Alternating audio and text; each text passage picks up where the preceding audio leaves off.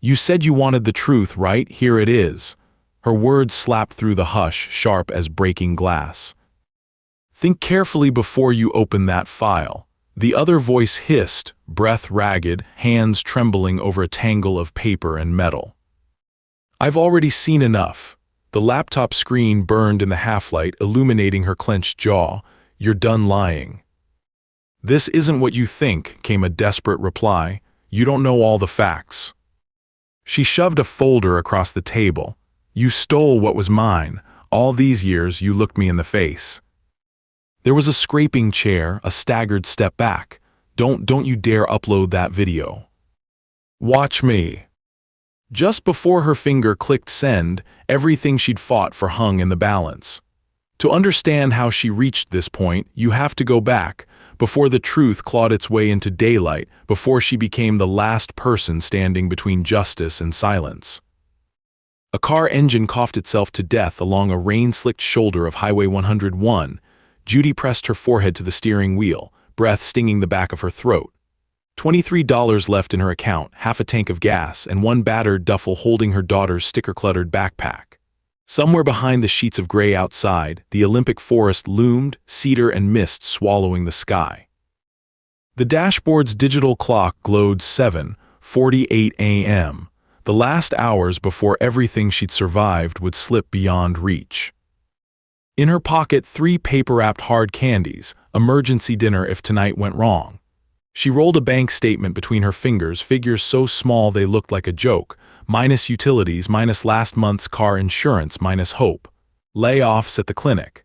The endless night shifts that bled into her bones, lips cracked from cheap soda, hands raw from sanitizer and grief. At her mother's funeral, her aunts had whispered, snickered. She'll pawn the place, one cousin sneered. Doesn't even have a real address to write on the forms. The lawyer, never smiling, always somewhere else, handed her the deed to a boarded-up cottage teetering above a crumbling bluff, tides gnawing the roots below. She de-signed anyway, Sharpie biting the lines. Home, if safety meant dry rot and broken windows. Now, fingers numb with rain, she unfolded the envelope that came with the keys. Only on the back, in her mother's scratchy cursive, did she notice 3 lines. Check the old coupe. Floors soft by the red paint can. Take Holly with you. Judy's brow furrowed. Her daughter Holly was 8, clever but wary, stuffed animals zipped into her coat for luck.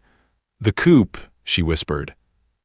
If you've ever stood on the threshold of ruin and wondered if the past really does claw back, this is a story meant for you.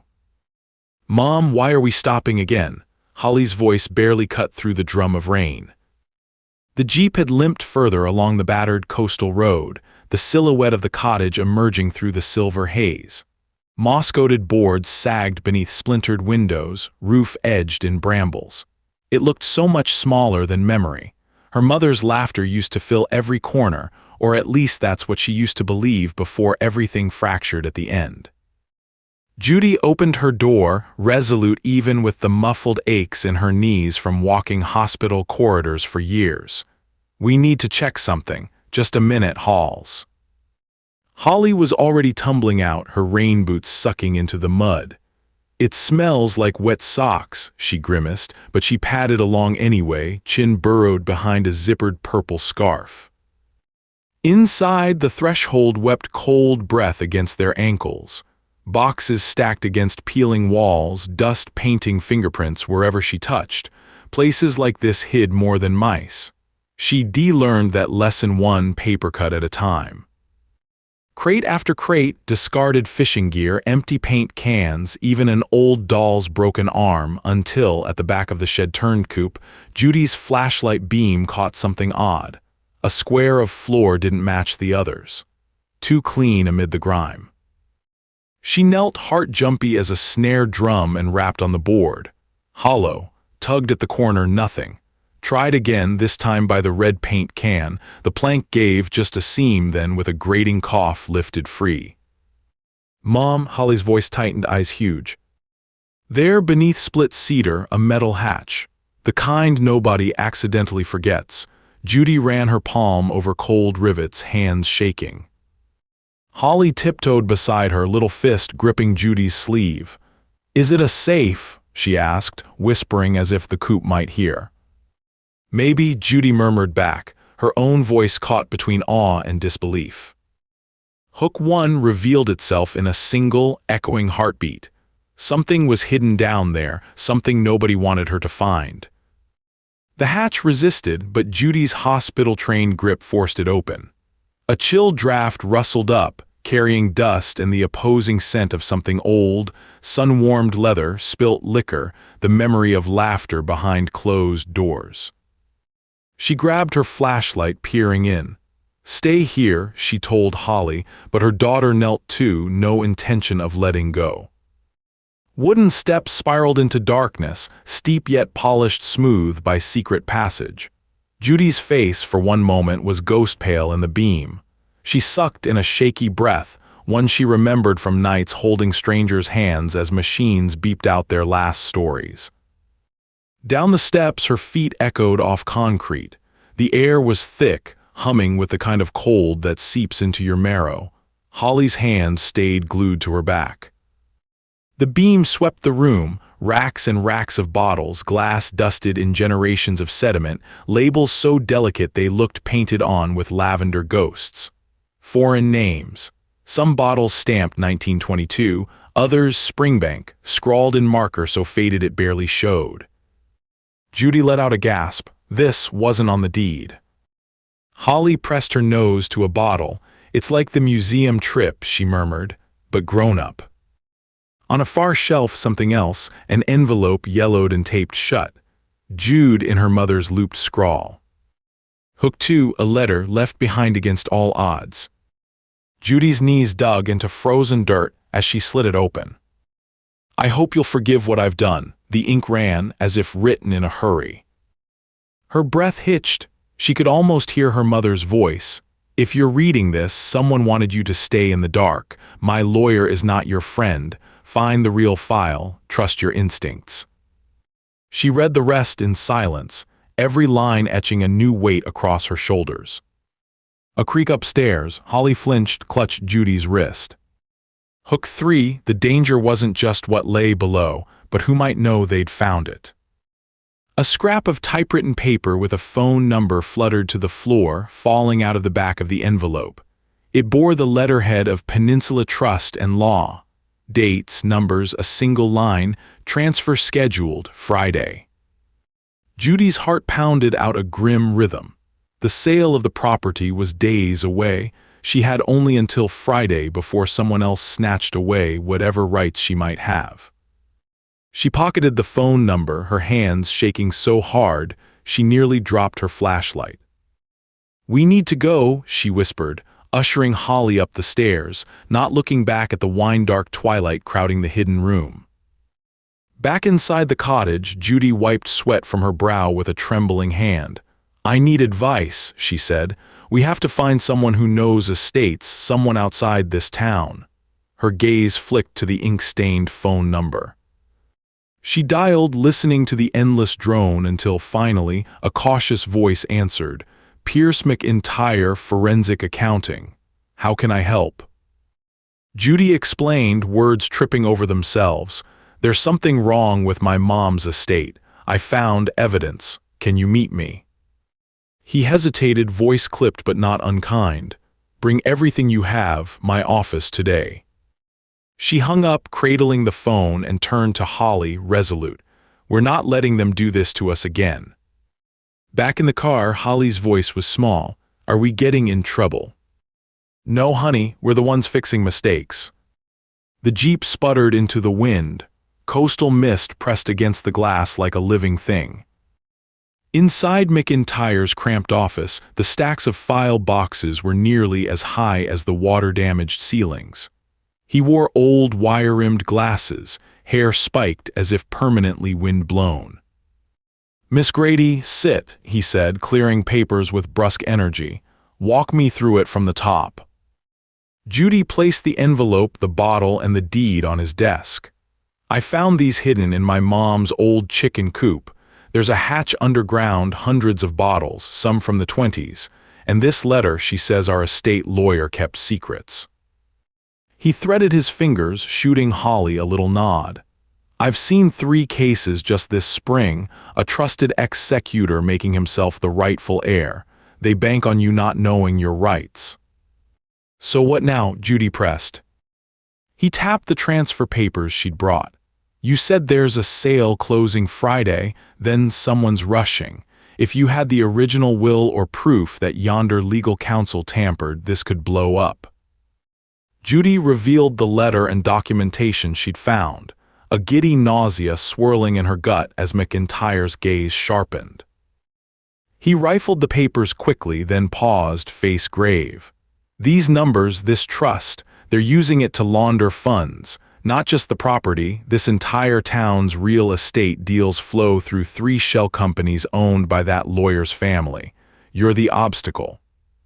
Hook 4 struck like a bolt in the still air. Judy swallowed. What do we do? McIntyre's lips curled.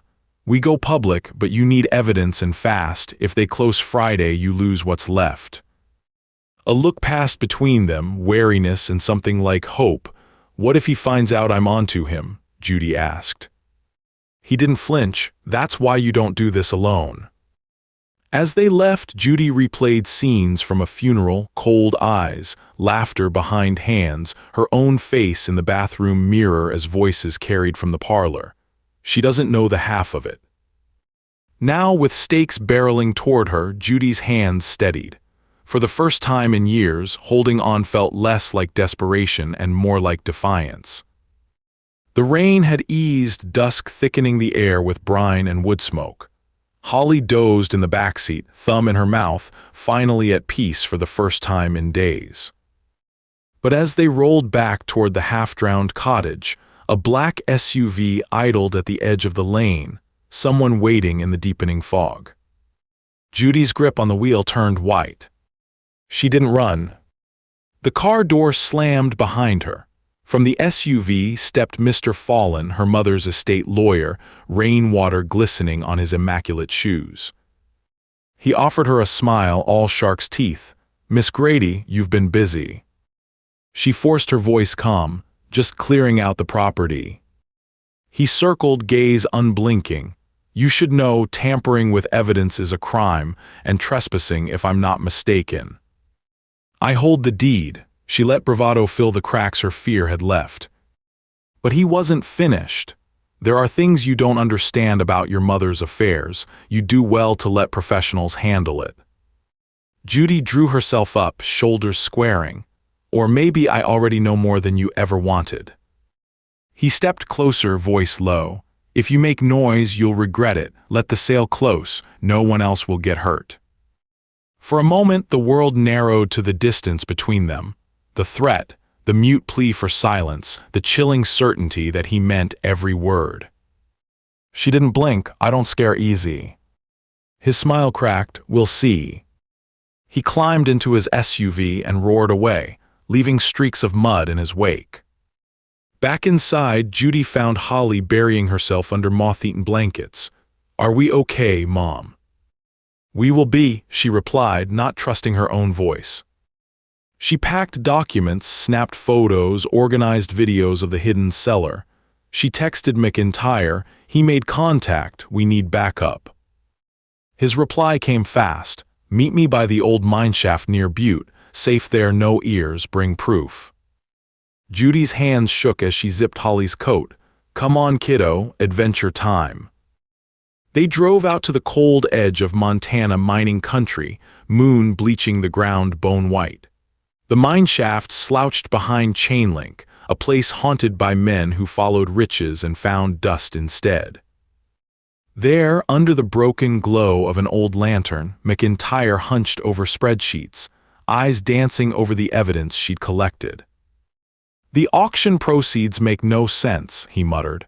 The trust is being drained offshore, see here, done in increments under your name but redirected. Your mother must have noticed 20 years ago. Can you prove it? Judy asked. With time and a good digital trail, but we need eyes, public ones. Judy's phone buzzed, an alert from the developer. Final walkthrough Friday, 10 a.m. no exceptions. She read it aloud, then turned to McIntyre. If we go to the press. He interrupted with a rueful smile. They'll spin it, no, but social media, that goes viral, harder to control. She mulled the options, thinking of the hospital wards she patrolled, how silence sometimes meant people died. He threatened us, she said quietly. If this goes wrong, I'm the one left standing in the ashes. He leaned in, jaw set. Or you change everything, but you have until Friday. After that, nothing's left. Hook 5, the nuclear option, a public exposé. Judy didn't sleep that night. She filtered through snapshots, videos, scanned every letter twice. She drafted a post, rehearsed old pain in crisp sentences, each word an act of unmaking all the ways she'd been told to sit down, shut up, and stay small. Let's do it, she whispered to herself when dawn breached the sky. By Thursday morning, she and McIntyre worked in a gas station booth, coffee burned to sludge, Wi-Fi free but slow. This is our shot, he whispered. Files ready, video walks through everything, the hatch, the bottles, the numbers, wire transfers, your mother's handwriting. Holly tugged her arm, eyes wide. Will they be mad, Mom? Judy stroked her hair. Some people will be, but others, what if this helps someone else? She clicked send, first to reporters, then town groups, then uploaded the video everywhere she could. Minutes ticked by, comments stacked up, a waterfall of town gossip, questions, anger, people tagging the fallen family, demanding answers. Hook 6, the secret was out, and no one could unsee it. By Friday, courthouse steps boiled with cameras. Fallen's office drew its blinds, curtains shut tight. Judy, clutching her own copy of the letter and deed, paced behind the railing, McIntyre at her side. The mayor herself stormed past, voice sharp. Is this true? Judy handed her the file, every page, every lie. Fallen arrived in a cloud of nervous staff, legal pads clamped to their chests. His tie crooked for the first time since she'd known him. Cameras snapped to life. The crowd pressed in, voices rising. Judy stepped right in front of Fallen, holding her phone up. You said you wanted the truth, right? Here it is. He flinched, sweat purling at his temples. Think carefully before you open that file. I've already seen enough. She tapped the screen, video playing on 10 smartphones nearby. This isn't what you think, he sputtered, words tripping over themselves as the crowd leaned in. You don't know all the facts. She slid the folder onto the mayor's waiting hand. You stole what was mine. All these years you looked me in the face. Don't you dare upload that video, he pleaded, voice rising. Watch me, her finger jabbed send. The mayor stared at the evidence, jaw hardening by the second. Fallen scrambled, reaching for papers but nowhere to go, the town blocking every path. A cheer broke out as Judy's video flickered across the square, voice steady, truth out in the open for the first time. Fallen's phone erupted with calls. This is character assassination, you'll all regret this. The mayor raised a hand, commanding silence. Mr. Fallen, you are suspended, effective immediately. An audit is underway. I'd advise you to cooperate or leave now.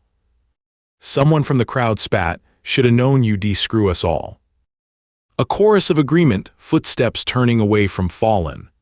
Business owners and neighbors crossed the street, watching him sag under the sudden light of every phone, every camera, every pair of eyes.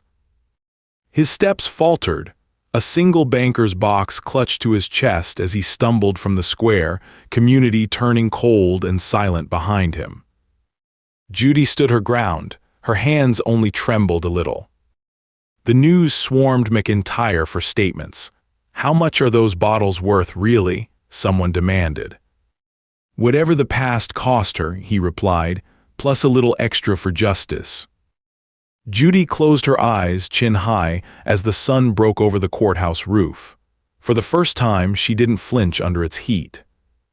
By the next week, Fallen's law firm closed its doors. No business wanted his signature.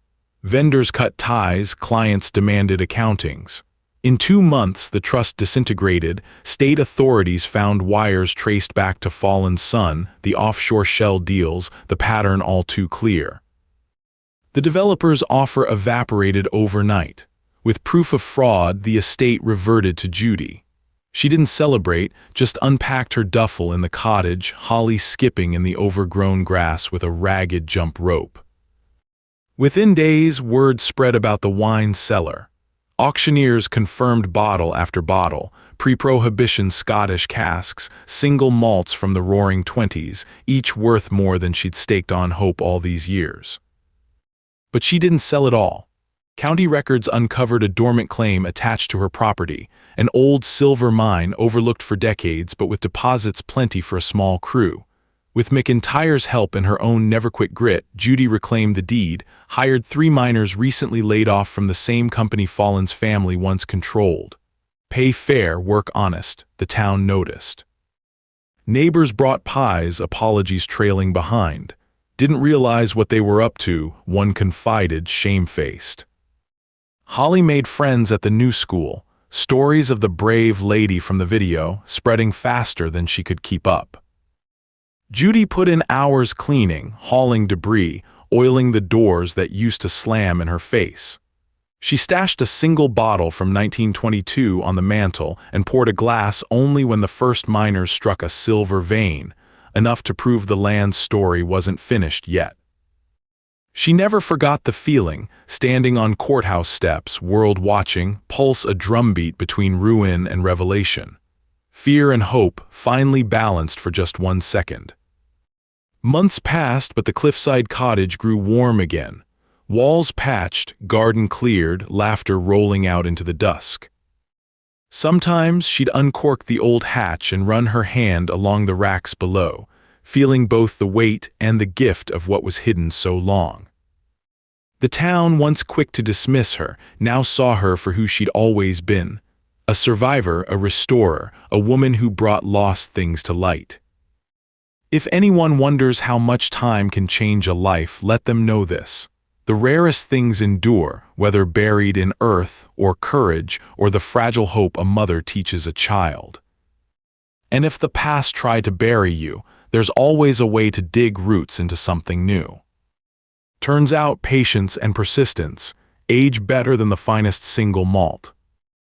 If this story reminds you of how even the most fragile beginnings can lead somewhere solid and unexpected, remember that light finds its way through cracks in every darkness.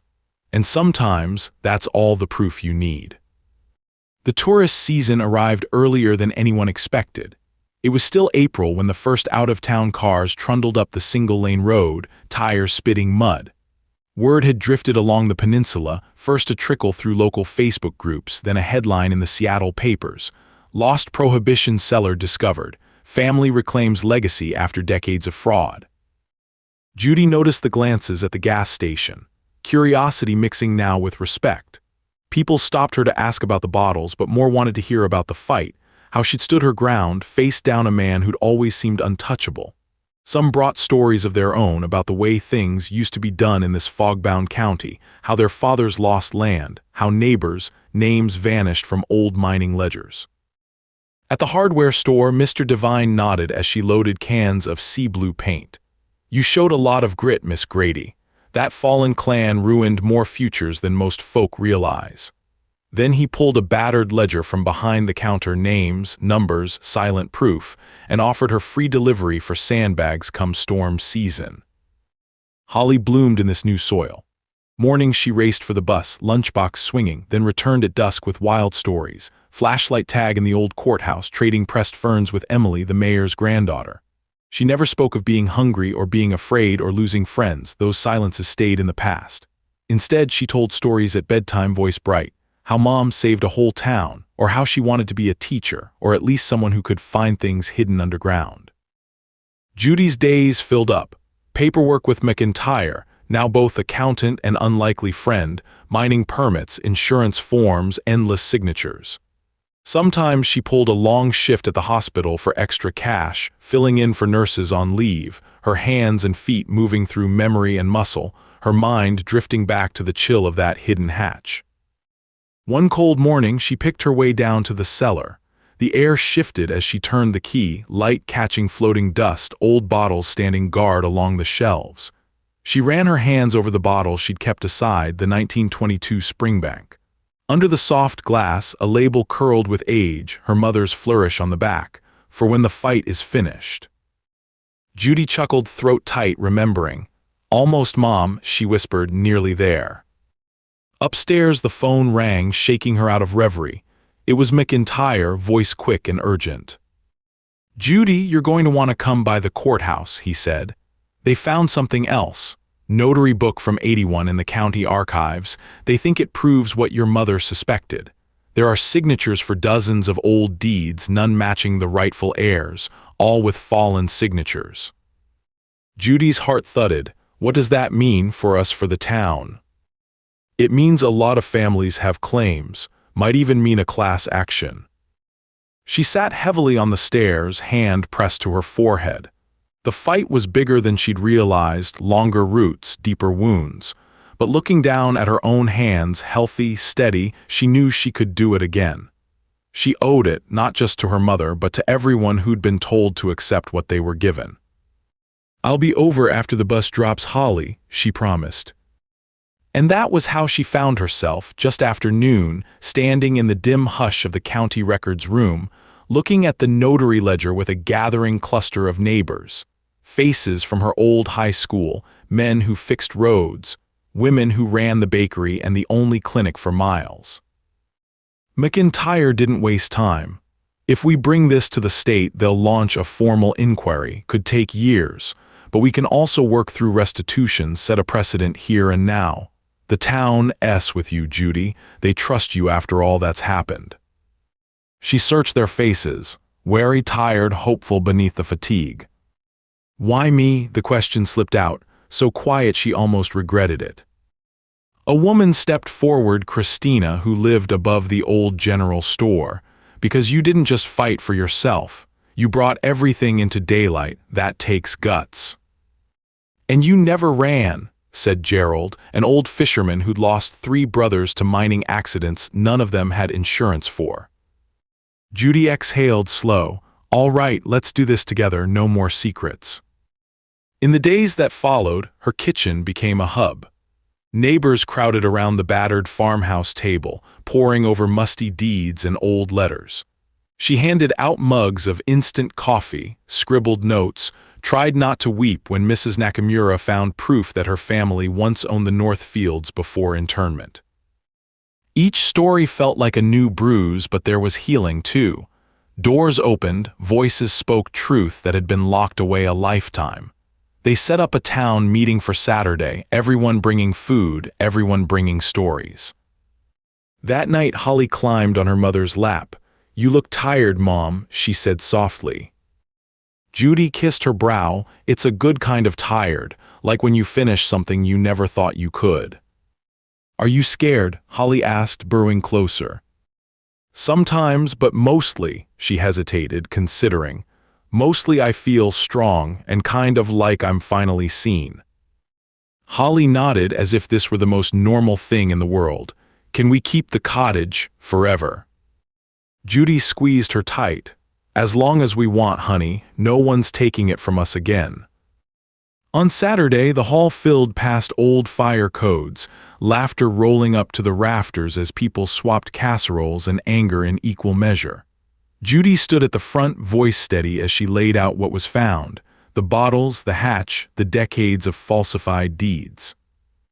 When Fallen himself appeared, face distant, thinner now, hands jammed in pockets, the room went ice cold.